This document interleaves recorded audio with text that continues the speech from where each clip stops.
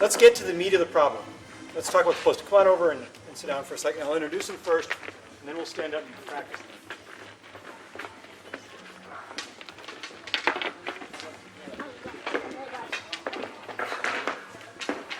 All right.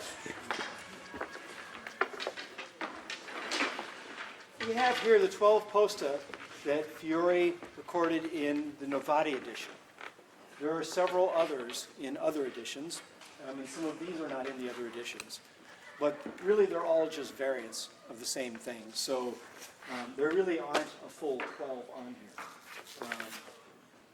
There's one that duplicates on this one. Let's look at the base one. Tutta Porto de Ferro, the complete iron gate or iron door.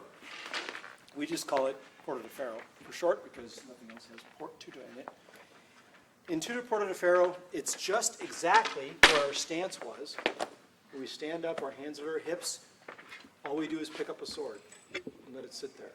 So there's no difference. If Fiore has a single sword in his hand, it's also in Porto de Ferro. If he has a dagger in his hand, it's also in Porto de Ferro.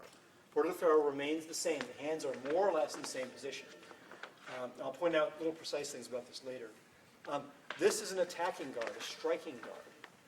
The play that's given in the book is actually an offline step and a thrust, but you can generate a lot of power from here.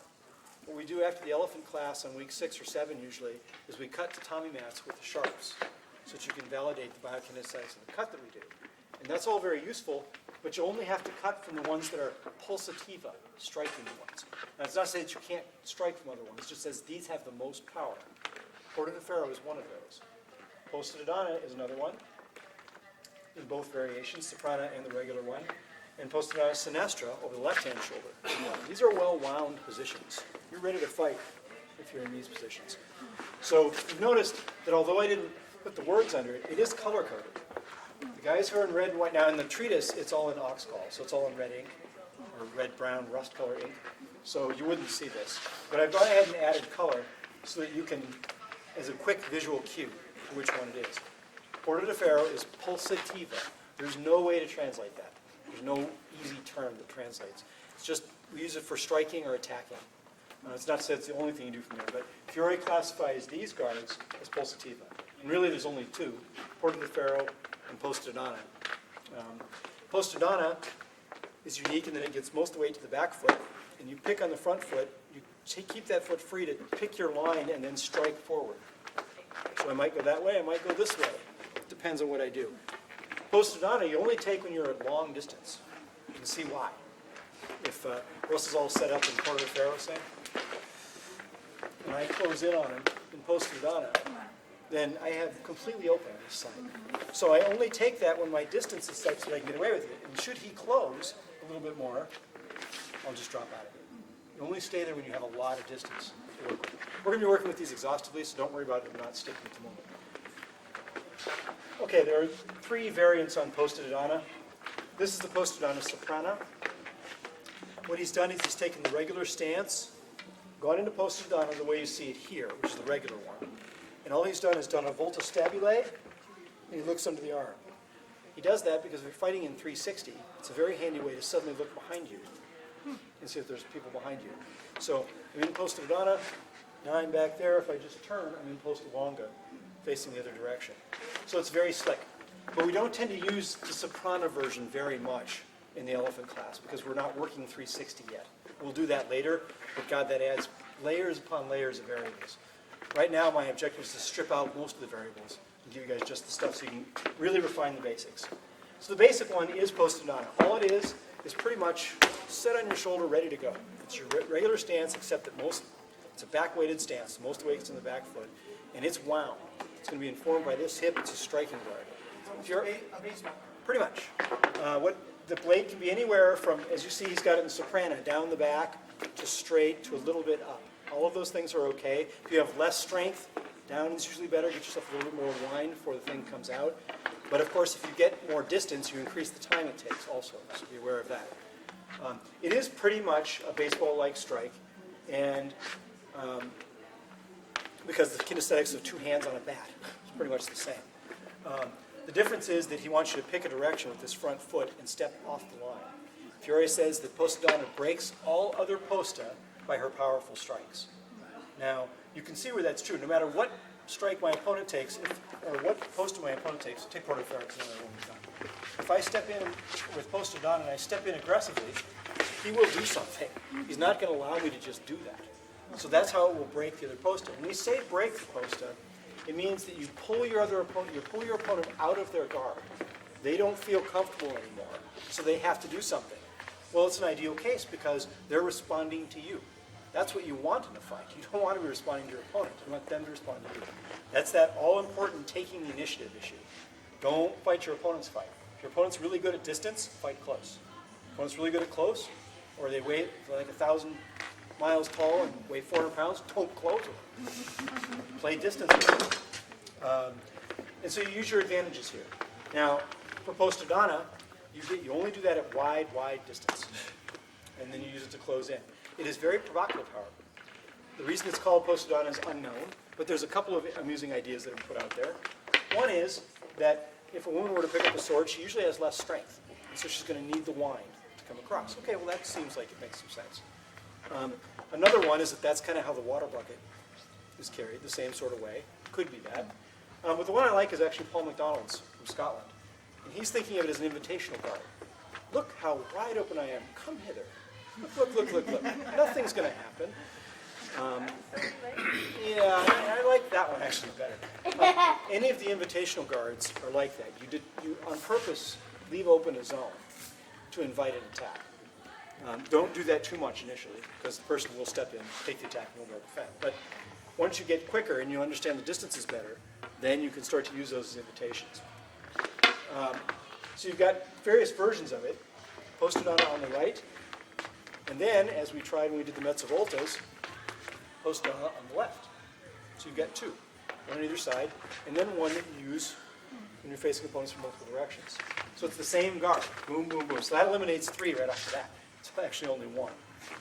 Okay, those are on the sort of the high line. Rather than take them in order, I'll organize them for you a little bit. First thing is if we're in Porta Ferro, if we simply run the guard back, we have the coda longa d'estezza, the guard of the long extended tail. And it is a tail guard. The Germans have the same guard.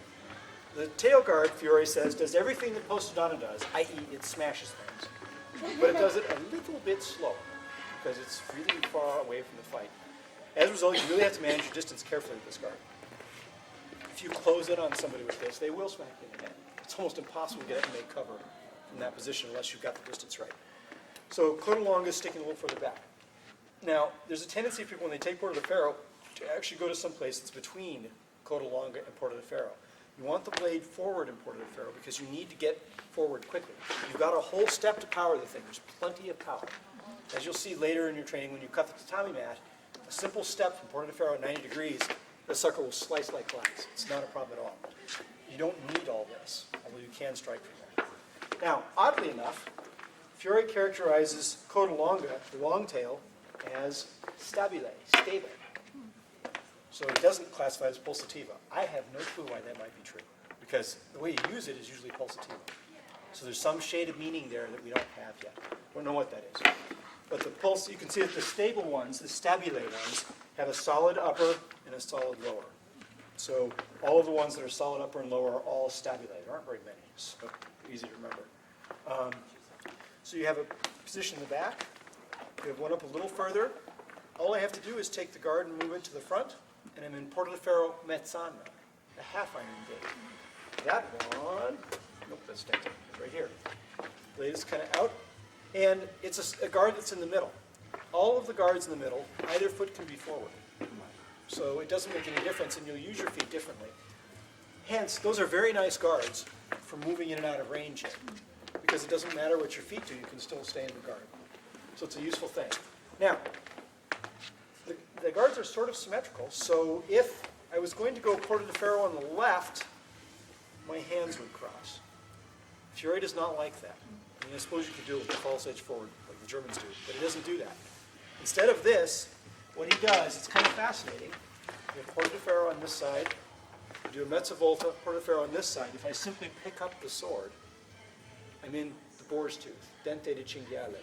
Rather than putting it out here, it's this way. Dente di cinghiale really is Porta di Ferro on the other side. Look at the hand position. It's the same. It's just that it's on the left. You don't do Dente di cinghiale on the right. You don't do Porta di Ferro on the left. But it's the same guard. This in terms of the hands and the body position. Now, they're used for very different things. You use Dente di cinghiale when you think your opponent's going to wrestle, because that point is now snugged up. And as they try to close, it's a simple matter to lever the point up and stick either their head or their hand in the way in. Very effective attack, very comfortable place to sit. And as you can see, Dente di cinghiale is also stabile, a stable guard. Whereas Porta di Ferro Manzana, oh, he's got it, that is stabile too. So all these are stable so far. Okay, now working in the middle line, because that's all there are in the lower line, if you simply raise the blade up, you have Posta Breva, the short guard. Fiore doesn't use it very much. He doesn't use it because it's, in order to strike from there, you have to go to some other guard first. You can't just hit from Porta. The only thing you can do is thrust. So it's not used very much. If you extend it, you have Posta Longa. Posta Longa is instabile, unstable, because you don't want to stay there very long. A couple different variants on it. If I'm this way, I'm pretty defensive because I can still step and get a thrust with it. If I start out with my right foot forward, you could be defensive that way, but if I step forward, I'm at a distance disadvantage because when I got the wrong hip forward. So typically, if you're defending with it, you want to use this. Okay. If I bring the thing up from Posta Longa, this is Posta Frontale, or Corona, which is the coronet. If you place the cross pretty much where your head is, that's the Corona. Coronet. Looks like I've got one on. That's where you make your covers are. Your blocks are made from Corona. Either point down for long distance, point up for short distance. In either case, you're going to do the same thing. There's a slight little variant by Corna, which we'll hit briefly. All of these are in stabile. And you take the same guard and you simply roll back.